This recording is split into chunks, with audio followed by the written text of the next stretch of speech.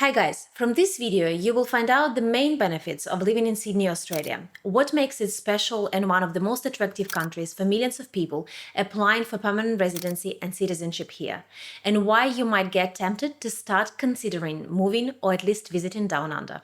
Stay till the end as I will share some really helpful information which would have really helped me when I was moving here and will help you in your decision-making process. Next week, I will publish a video talking about cons of living in Sydney. Please subscribe to not miss it and turn on that little bell to receive notifications once the video is out.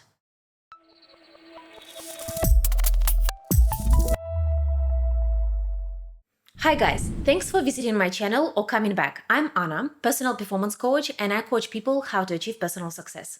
I moved to Australia, Sydney in 2014 from Ukraine with my husband, our one-year-old daughter, and very often I'm asked by so many people from different countries, why did we come to Australia and what makes Australia, Sydney specifically special? What I like about living here and what I don't like. So there is no better way to tell you about that than recording a couple of videos on this topic. If you like this video, please press this little like button as it means the world to me, and share your thoughts and questions in the comments below. Point number 1, safety. Australia ranks in the top 25 most peaceful countries on the 2023 Vision of Humanity Global Peace Index. It has low violent crime rates and very few terrorism-related incidents, and is usually a very safe place for LGBTI community and travelers from around the world. And very rarely it would have tsunamis or earthquakes, volcanic eruptions. In 10 years that we've been living here, we pretty much had none of those. You wouldn't hear many stories about shootings or use of guns because the use of guns in Australia is prohibited. There are different areas in Sydney, some are safer than others, but generally speaking, I can walk on the streets late at night by myself and feel relatively safe. It is also very safe to drive here and everyone shows courtesy on the roads. It's some kind of cultural shock when we go back to Europe, to some countries in Europe specifically, or when we go to Southeast Asia and the roads look like mess. What breaks the news sometimes is big fires in summer due to hot weather or floods in between the seasons. Many people also talk about snakes, spiders and sharks in Australia. I remember when we were moving here, everyone was talking about snakes and spiders and how scary it is, but it turned out to be the list of the problems we had here once we migrated. Here is some statistics to put it in perspective for you. There have been only 27 deaths from snakes in 13 years, so less than 2 per year out of 25 million population in Australia. No deaths from spiders, and on average 2 to 4 deaths from sharks. But if you look at the car accidents, there would be approximately 1,200 deaths. So these kind of numbers put everything in perspective. Point number 2, the country of prevalent middle class. Australia is one of the wealthiest countries in the world. 90% of people earn up to 80k American dollars pre-tax per year, with median taxpayer reporting their income around 50k USD. And only 10% are on the edge, either making way too little or way too much. So it means that majority of people in Australia are middle class, which in its turn removes this unnecessary pressure in society. What also helps to even people out are high taxes and high mortgages. Approximately 30% of houses in Sydney to live in are bought with mortgages. The other 30% are rented, and only 40% have bought homes outright or inherited. To put this in perspective, in Italy, only 20% of households have mortgages. So even if you are on a twice higher income than your neighbor who inherited their house from grandma, let's say, and doesn't have to pay mortgage or rent, but you do as an immigrant who just arrived, at the end, your disposable income kind of will be the same. In Australia, we tax individuals under progressive tax system. The tax rate increases as your income rises. Such system is designed to ensure those who earn more contribute a larger percentage of their income towards the country's revenue. So the more you will earn, the more you will pay in taxes, which ensures some kinds of fair wealth distribution, but it does bite sometimes. The third benefit of this country is climate and nature. Sydney's climate is warm and humid. Best time to visit is between November and March. December, January and February are summer months. If you live near the beach, you will have that lovely breeze coming through. There will be maybe maximum 10 days of super hot weather, like 40 degrees and super humid. Winters in Sydney are very mild, with temperatures rising up to 17 degrees outside, and at night it pretty much never falls below 0. You can walk outside in t-shirts. For example, this little video was taken when it was middle of the winter in July and our kids are playing in t-shirts. And growing up with those freezing winters and wearing all those layers, it's really freeing to live in the city where in winters you can wear flip-flops and shorts. Nature in Australia is unique, and there are many unique species that you wouldn't find anywhere else in the world. I still enjoy the moments when we drive an hour away from Sydney and see kangaroos along the road, or when we feed lorry kids. You can find a vast majority of scenery here, from vineyards to forest covered with evergreen eucalyptus trees, or from ocean views and beaches to mountain ranges. The fourth benefit is work-life balance.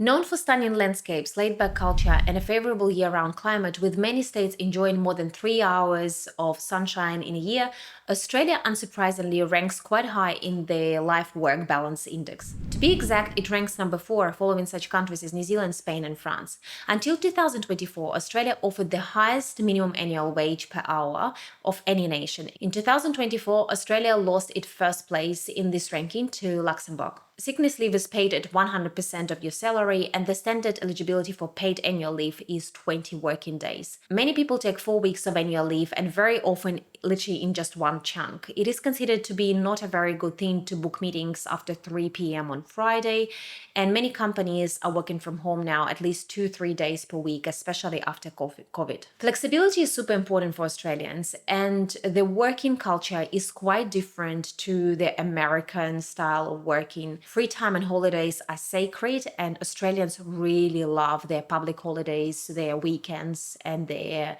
free time. Benefit number 5, good medical and education system. In healthcare system performance ranking, Australia usually comes at the top. The top performing countries overall are Norway, the Netherlands, and Australia, with the United States ranking last overall. In Australia, if you are a permanent resident or citizen, you can get access to government-funded medical system called Medicare. And if you need to get the ultrasound done or X-ray, all of that will be covered. The full cost of MRI, for example, is $350 USD, but more than half of that will be covered by Medicare. There are nuances to how Medicare works, but generally speaking, if you have really problems with your health, you will be looked after, and a lot of things will be covered for you. Australian universities have really good reputation around the world, and University of New South Wales and University of Sydney ranked 19th place in the world ranking. University of Melbourne came even higher than that.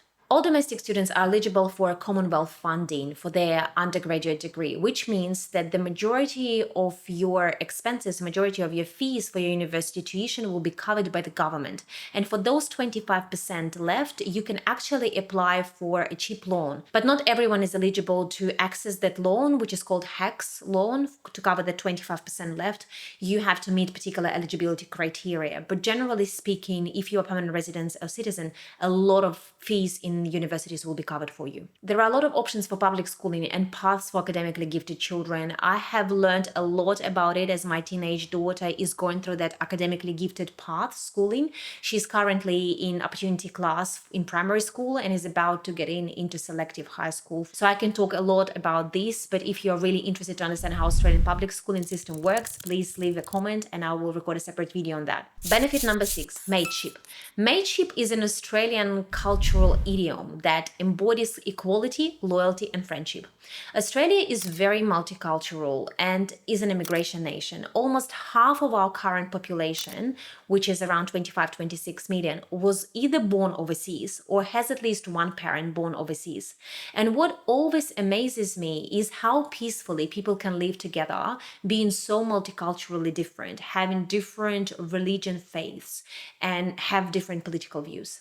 To put my words in perspective, one of the teams I managed recently had 10 people reporting into me, and only one of those people was born in Australia. I had people from South Korea, Singapore, China, Malaysia, and myself, Ukrainian. Benefit number 7, variety of food and cuisines and good produce. Australia produces much more food than it consumes, exporting around 70% of agricultural production. Because Australia is so multicultural, it has a huge representation of various cuisines. So if you are a foodie, this might be a place for you.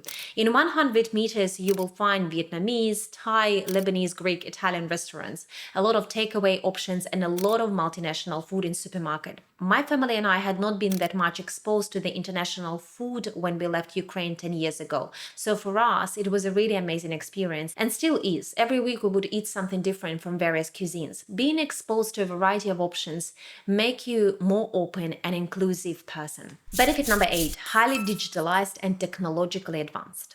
It might not be as technologically advanced as Japan or South Korea, but as you can see from the index of world's most technologically advanced countries and territories, it still ranks pretty high. And based on my experience, I can tell you that you can do hundreds of things online just using your phone or your laptop, from lodging your tax return to registering your child for school. We were in Italy a couple of years ago, and even though it is truly one of my favorite countries for holidays to visit, we struggled to organize our day-to-day life in Italy, as a lot of things were still quite old school and a lot of places didn't accept cards but only coins or cash, and required us to have some papers and cash with us. Benefit number 9, passport.